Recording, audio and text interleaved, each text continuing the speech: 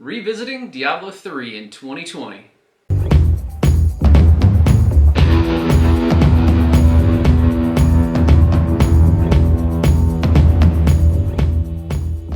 Diablo III was originally released in 2012, and we are going to review it again 8 years later after multiple updates in 2020. 8 years later. How has it grown? How has it expanded? Yeah, so with the announcement at BlizzCon this past summer? No, it's in November. No, a few months ago then. A couple months ago. They announced Diablo 4. Mm-hmm. Everybody's pretty excited about it, even though we've still probably got 2 years to wait before it comes out. You know, it got us thinking, why not go back and take a look and see how the game has updated, progressed, over the last 8 years. Yeah. And it has changed a lot. So Diablo 3, for anybody that doesn't know, is just your dungeon crawler. Isometric RPG. Hack and slash. And when it first released, it did not get very good critical acclaim. No, it was great when it first came out because it was new. Yeah. It was exciting and everybody loved it. And then you got to the end game. And you started looting. And it was nothing. Miserable.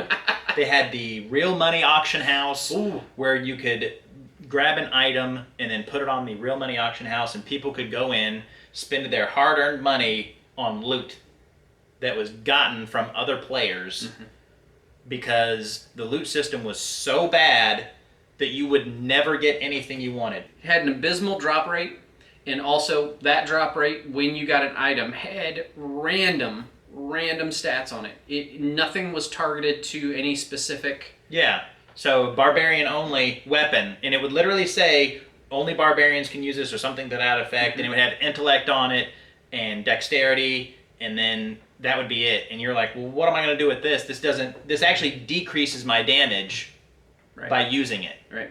They don't have the real money auction house anymore. Yes, it's gone. yes, that's gone. They've increased the drop rates. Yes. So before we get into that, they've increased the drop rates. So I think legendary items used to be like 0.2% or something to drop, and now they have what's called lucky rolls. So every time that you fight a boss or something like that and you don't get a legendary, the next time you fight another boss, it increases your odds of getting it, and it increases up until the point where you get one, and then it drops back down. So I think it's called bad luck protection is what they call it.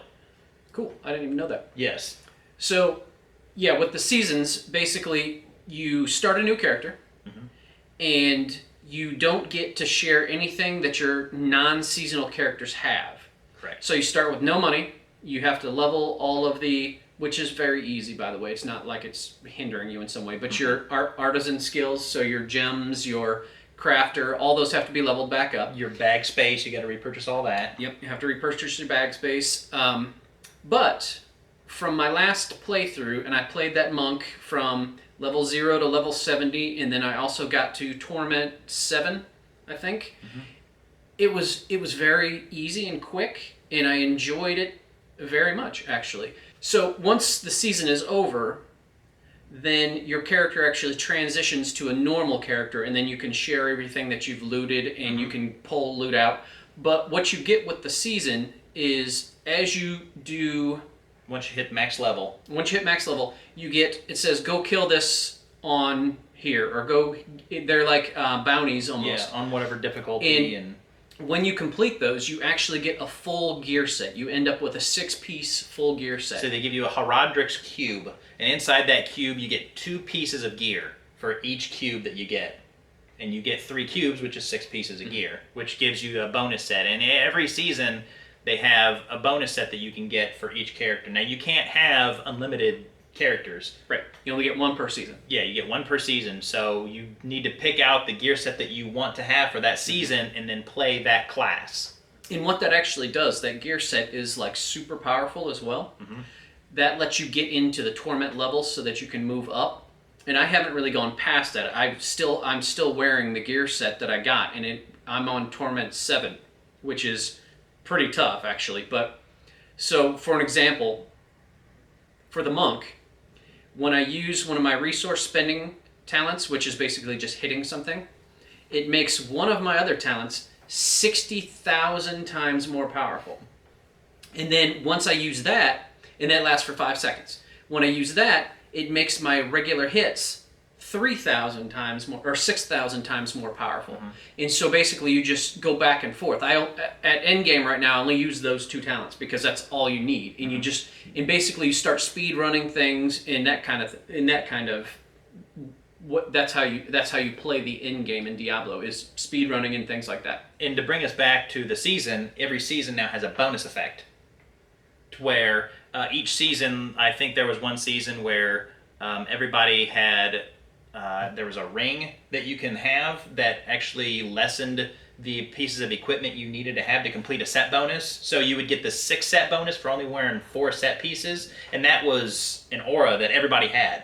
So every season there's a new bonus on top of everything else that you get. You know, I didn't actually look at that this season, but I noticed when you started getting kill streaks, like it would start with like little chickens that would go out after a kill streak, and it would like blow up with acid. And if you get a longer kill streak, then like money chests would rain from the sky and kill things. And so that must have been. I was like, why is it doing this? Yep. I was like, I don't have anything that's making this happen. So it must be what that is. I didn't look close enough, I guess. But I didn't really care. It was just a little added bonus. Yeah, so that's all it is. It's just something to change up people's gameplays, because the one where you got to change the set bonus, now you can wear another set from something else and gain the first set bonus by wearing 2 pieces, which gave you 4 set bonuses instead of just 3. So if you are going to play this game again or for the first time, which I think would be okay, one thing you do want to do is don't play it on easy mode. No. You want to start with hard. Yep. Because you level so much faster on hard than you do, and that seems to be the sweet spot. I tried it on master, and it took a little too long to kill stuff for the XP reward. If you're on easy, you kill stuff really fast, but you can go through the whole game and not get to level 70, which is the cap. So on hard, basically, it's like the sweet spot. You play through and you're gaining levels really quickly, and just stuff dies fast enough to where it's worth the XP. It's basically the sweet spot of where you want to level. Too fast to make you feel like a god mode. Right. There's talents. There's different classes. You got the barbarian, the crusader, the necromancer. I think you have to purchase the necromancer. Yes, that was one of the sorceress, monk, the monk, and the hunter, or demon hunter. Yes. Yep, those are the classes, and they're all quite a bit different. I've played every single class except for the one that you played last, I believe. What was the Witch Doctor? I've not played the Witch Doctor through because I hate the hitting skills. I don't like them. I like it. If you want to do AoE damage, the Witch Doctor is your person. The Witch Doctor has the most ridiculous AoE out of all of them. I can't believe that it's that powerful. Single target, I don't think it's that strong. AoE, yeah, absolutely. And you can play multiplayer. Yes. We've played through multiple times together with different characters. Even when the game came out and it was really bad. Yeah. We played. Because I know I played through with you as a monk, and I think we also did a playthrough where I was a barbarian. I was a barbarian, and then I was a wizard. But it is an isometric third-person game, so it doesn't fit on certain monitors like mine. So you have to adjust your size of your monitor depending on what you see. I mean, it's an 8-year-old game. You can't really expect them to perform miracles on a game that old. So pricing. What are we looking to pay for this game? So if you go to Blizzard's website, you can get the base game for $19.99. In my opinion, you probably don't want to do that because I did enjoy Reapers of Soul. Yeah. I enjoyed the Necromancer character quite a bit, so it would be worth having the expansion. I think we looked at that was the base game is $20, the expansion's $20, but you can get the battle chest for $30, or for $40 you can get those 2 games and the Necromancer pack, the Eternal Collection. Yes. Which adds the Necromancer character class. You can probably find it cheaper elsewhere. Yeah. But we just went to the Blizzard official site for that. Just to give you an idea. They do have sales quite a bit. They'll typically have 33% off. So if you sign up for their newsletter, they'll send you out stuff when their games are on sale. I get those all the time. I'm like, why are you sending me this? I own it. So, Diablo 3 in 2020. What do you think? I like to go back to it. Like, I'll not play it for maybe a year, and then I'll be like, hey, I just want to play some Diablo 3, and I'll just install it. It just doesn't take very long to install. It loads right up, and then I just start playing. Pick up right where I left off. It's like riding a bike. But yeah, if you've never played it, you have to try it. I mean, you've got to give it a try. It's the grandfather of the isometric hack and slash RPGs. You got to try it. Absolutely. I'm the same way.